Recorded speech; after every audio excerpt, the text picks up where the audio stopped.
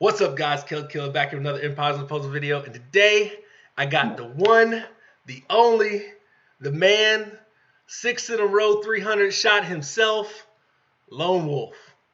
Lone Wolf, go ahead and introduce yourself to the folks. I'm back. I'm back.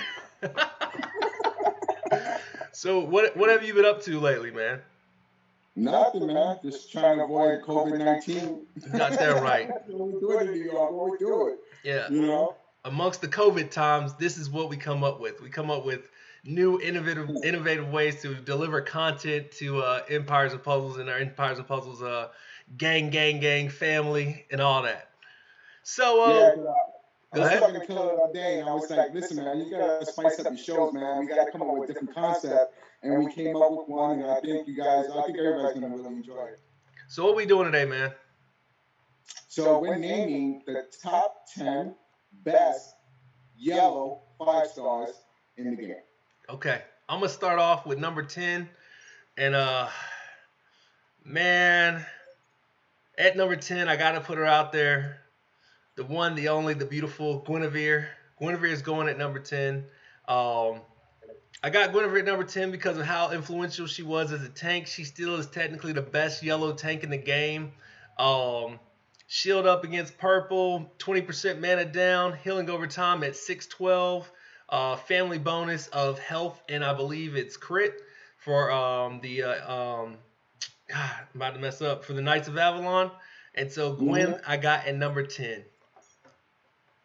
I don't know. It's hard to believe, right? Yeah, it is. She's number 10. She is number 10. And she's so influential so long ago. So I was just telling you, a year and a half ago, she would have been maybe still number 1. Absolutely. I mean, yeah, like prior to the purple meta, yeah, I would have to say Gwen was probably your number 1 prior to yellow, hands down. No questions asked. I'll toss the mic. So, toss the mic to me? Yeah. Number 9, that's you. Number 9, we have Onitel. Another great yellow tank option. Really hard because me and Killer went back and forth between her and Neith. And a couple others that didn't make the cut. But we felt that overall, Onitel with that, she has average speed, she hits 3, but it's that mana that she does that eats up the enemies that she faces, and then her average should turn into fast when she starts stepping up the mana. I think she's a really tough and still, even at this point, viable option in the game. So we feel like at number 9, it's Onitel. Another thing I would say to add that separated her from Neith was that we believe the healing chain is more relevant than the mana chain. The mana chain, you are getting an increase based off the tile, so it's kind of more of a time chain versus Onitel for 6 turns straight, you get that 4% heal, so it was kind of a bigger impact, and that's really, to me, what pushed her over to that 9 spot and to the top 10 spot versus Neith being up there. Mm-hmm. All right. So who's got number 8, bro? Number 8, man, we're going with Reyna. I can't wait to see what her family tree bonus does, but even without it, Reyna's still a beast. Neglecting heals right off the rip. Not to mention hitting 3, dotting 3, and she dispels herself. She's like a first 4-in-1 old school character, but at the same time, you can run her in pretty much almost any spot, wing, flank, tank, if you had other options. Very usable. Also, in this current meta we got, Reyna's probably more useful than the first 2 we've got, because if you can stop that I can't even get her name out now. Rhea little baby heal or any other big heals, you definitely have a leg up on other people. So Reyna is coming, I think, in 2 months, right? June or July, Reyna will be back out. I think it's June. I think it's June too. June should be back out in June, and they're going to buff her with a family bonus because they just did the rabbits and the roosters and all them. So yeah, she's going to get a family bonus. I'm curious to see what her family bonus is, because it'll be increased by 3 versus the 5 like the other one. So, her with a couple other people like Yunnin, and I could see maybe not Jafar, possibly if you have those 3 and had investments in, maybe keeping them together to utilize the bonus on like PvE stage, not necessarily for raiding or wars, but could be interesting. And back to I you, think my so. friend. Hey, number seven, we got Vivica costume. Definitely the skins have really made a huge impact in the game and changed a lot how we view season one players. And Vivica is right there with the most influential. Now she has the ability of having, I believe it's negative 44 defensive down Yep. given.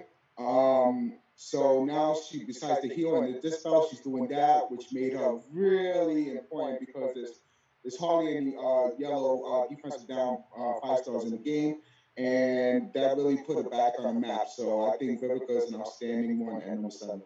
Yeah, and I think a lot of people are really underestimating that reverse dispel. Um, Dispelling the enemy team is almost as good as dispelling yourself.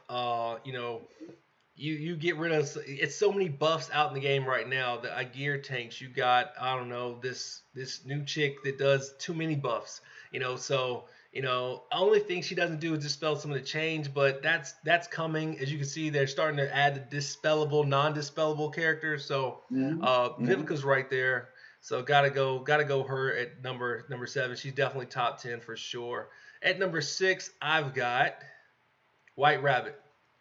White Rabbit's another one. Vivica is cool. She dispels or she debuffs everybody with the defense down. Happy with that.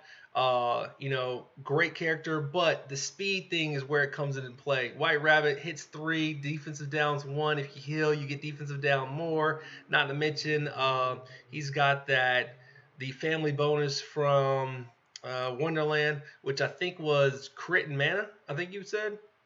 Yeah. Yeah, crit and mana. So, you put him with Jabberwocky, which I think is his best pair. Now you got Jabberwocky that can technically, if you shoot White Rabbit at that corner, Jabberwocky comes through with that big hit, or you shoot the middle and the two are dead by the side from Jabberwocky, and Jabberwocky comes back and smacks the middle. He just really complements them. Even damage across the board. I like White Rabbit. Not to mention he is a cleric, so you can't if you got emblems on him, invested in him, you can't dispel him for mana. So he kind of helps himself. I like that. Uh, Anything else on White Rabbit? Nah, I love him. Yeah, because you got him. Get on my nerves. I hate all y'all Wonderland people. Got all the Wonderland heroes. You know what? Don't worry about it. I'm coming back with a vengeance. Wait till I get my very fast up. I ain't worried about it. All right, number 5. Number five, highly overrated Melosi. No, let me stop. Melosi, Melosi as came on the scene and is wrecking shit real quick. I'm sorry, I didn't mean to curse, It's all good. but he's at number five, very fast, hits with 300 power punch, and obviously stops all the effects from going off of the heroes it hits. Definitely game changer, especially with Teleria back in the game. If you can negate Teleria, that's half the battle won right there. And at being a very fast, he'll man up quickly, and he's definitely like he just arrived, but he's already top five in the game. A real train wrecker of a hero, which is a tremendous asset to any team to put him on.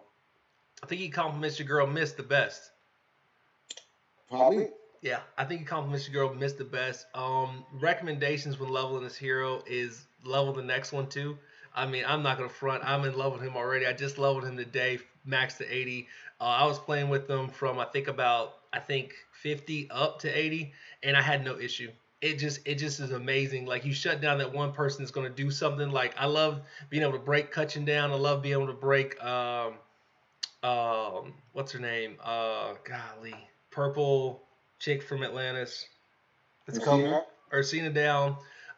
Even Hells. Like, okay, you get the hit, you get the heal, but you ain't get nothing else. And sometimes the something else is what's more important.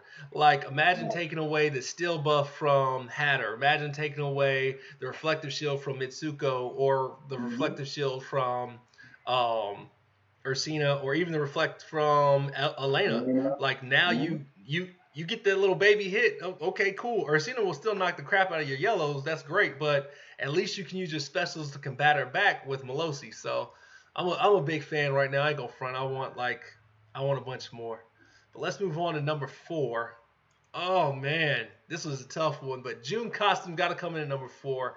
Um, Technically, right now, outside of I guess Liliana, he's the hardest hitting sniper in the game. And I mean, if you go base stats, I think he is the hardest hitting sniper in the game. I know Liliana has a higher percentage, but from what I understand, I think June naked and afraid with no emblems hits the hardest. So I had to put June up here. In his skin, he's a fighter, so he comes back to life and hits you again. Oh, it's so annoying. Not to mention the blind, still at a 35% chance. I don't care what anybody says. Anything over 30% blind chance is annoying. You're gonna miss one time or not. And it includes tile and specials. That's the thing with blind. Like it includes tiles and specials, where like you can get a reflect against specials, you can get the reflect against the tile, but like the specials in tile, like it just makes a big difference when you're missing both of those. Um, cool upgrade to him. He needed a revamp. I was getting sick of June there for a while in his playing form. He just didn't have the stats. Another thing to remember with the skins is the 5% increase of all your stats across the board. That's attack, defense, mana, and health. So you're talking about, did I say that right? Attack, defense, mana, and health? Yeah, okay. So you're talking about a fast hero to get a 5% increase of mana. Plus, if you have a level 30 troop, that's another 15% increase. Then if you go emblems and go down to the 2%, now you're talking about a 22% increase of mana. You can't argue with that. It's a super buff for all the skin heroes. Um, so I'll pass the mic again. Unless you got more on June. No, he's a savage. Yeah, your favorite. At number 3, we have Poseidon. Oldie but goodie. I think he's really starting to become even more relevant than he was before.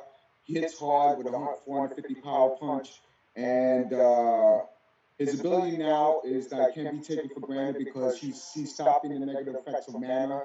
And what's that special story he has? I can't read his card that off. Silence. He stops silence and he stops like mana down. So he stops hell and he stops Onatel, I guess. Yeah, because I think Onatel wouldn't be able to mess with him. Or it's hell for sure, and it's Mickey for sure. Silence and then like the freeze on your mana, like the silence on mana. Yeah, so silence on a special. But he's also affecting other heroes like Lady Bulletin. Now he negates her from losing mana. So he's starting to affect heroes in different ways, and I just feel like this is going to continue. So I think Poseidon will start becoming more relevant as the months and time goes by. He's also a fighter, so he could constantly come back to life, and he hits like a truck. So I think Poseidon is gaining steam, and I think that's why obviously he has the Atlantis Pattern bonus with defense. So that's another thing that's an asset to have for him. But I think definitely Poseidon. Me and Killer were going back and forth between him and June, and it wasn't easy. We kept going back and forth, but I think we settled in at number 3 for Poseidon. I think he's the way to go right now. Yeah, I agree 100%. All right, at number 2, we've got Drake. Oldie but goodie, but at the same time, man, I'm sorry. He's like probably one of the best flanks in the game, if not the best wing, one of the wing. You can put him at a wing. I really don't mind this guy at any position. Like you can put him at tank offense, you can put him at flank offense, you can put him at wing offense. The boy gonna do what he does. Drake makes you change your mind as to who you kill next. If Drake is on a wing, or if you have the board to kill Drake first, you're going to kill Drake first. That blind on 3 is annoying, effective, and that's sustaining hit. And not to mention he buffs himself with attack and defense. So then when he hits again after the first one, he hits harder. Dude, Drake. And he's a monk. Like, I'm going to go front. He negates negative effects against himself. So he overall solid hero. Hate to see him in the number 2 spot. Let me tell you, Drake is so annoying. Every time I go up against him, he's like the first one I want to kill. I can't. That blind is just it paralyzes your team. It's like all your guys' specials are off, and it's like you want to set them off in the back of your mind. It's like, are they gonna hit? Yeah. And then are you gonna waste them? And it's just like it's the most annoying thing. And it took a truly special hero to get him off the number 1 spot. Yeah. And that leads us to Guardian Gazelle. The new beast of yellow. Guardian Gazelle. Now, I gotta admit, like several months ago when I saw her card before she was nerfed, I was like, what is this? It was like chaotic. I was like, they're going all over the place. I thought that she was going to be trash, to be honest with you. And I remember when I was talking to TC Cap and we were going over like Chameleon, I thought Chameleon was going to be the better one. But then when they redid her card and I really looked at it, I was like, wow, this girl is going to be special. She does 100% attack up. She does the dance, which helps all four of your team members, enhances their abilities, protects them, and obviously she becomes vulnerable because if you kill her, then you're killing the rest of your team. But at the same time, she's healing herself, so it's harder to kill. So that dance is wicked. She's awesome for Titans. She's awesome for defense. She's awesome for offense. She's just freaking awesome. I don't know what you want to add to that, but please do.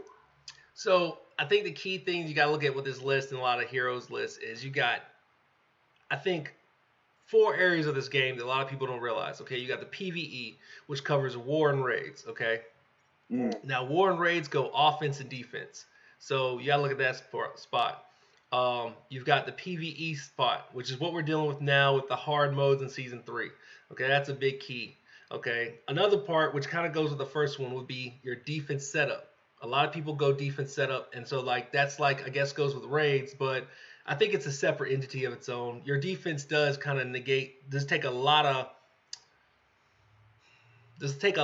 of I guess time and takes a lot of your resources out of this game. Like a lot of people use emblems on their defensive team. A lot of people, tell you a real prime example. People destroyed their paladins, put all the paladin emblems on this one hero to put them where on defense.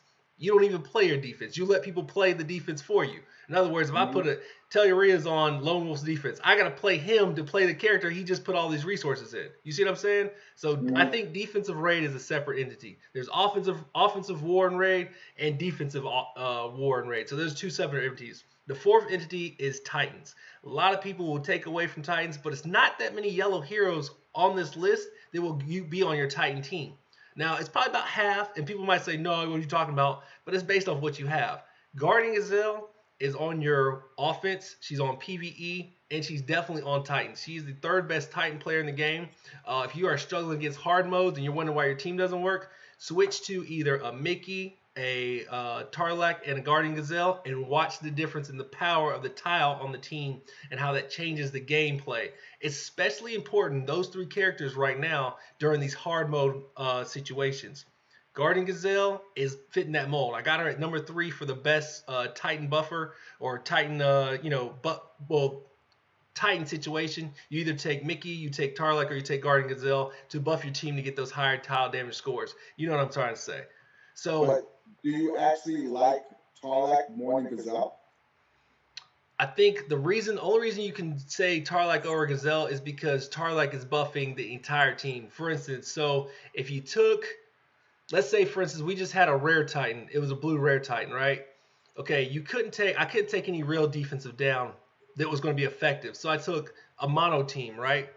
Well, if you take a mono team against the rare purple Titan, let's just say, Guardian Gazelle is the only person who's not getting her 100% buff. Versus with Tarlac and Mickey, everybody on the team's getting 100% buff. So your blue team, all 5 are getting that 100% buff. Versus Guardian Gazelle does drop off that 1. You see what I'm saying? Like, she doesn't buff herself. That's the only reason why I got Mickey and Tarlac above her, because technically Tarlac should be more damage because of all 5 people getting the buff. So the tile damage increase should be increased more because of the 5th buff. Does that make sense? I can't wait to see where Tarlac falls in your green list. Oh man, he's not that high because green's so freaking hard. But he's I don't know. I gotta see if he's on top 10. I would put him top 10 still probably. But man, it's been a treat, man. I ain't gonna front. I wanted to do this. Guys, you don't realize how many teeth pulls and like how many times I had to go to Brooklyn and like uppercut this dude to get him on the channel. So I was like, yo man, if you don't come through and do this video. I got you, fam. I got you. Yeah, but I don't got anything else, man. Closing thoughts, Lone? Nah, man, I can't wait. This is episode 1 of the top 10 list for Yellow. Can't wait to see the upcoming shows, man. Yeah, we will be doing the blue. I got a special guest for that one. I got a red special guest. I got a green special guest, and I believe I'll have a purple special guest. That's the one I'm kind of on the fence. I'm trying to get it right. So, till next time, guys, we out. Peace.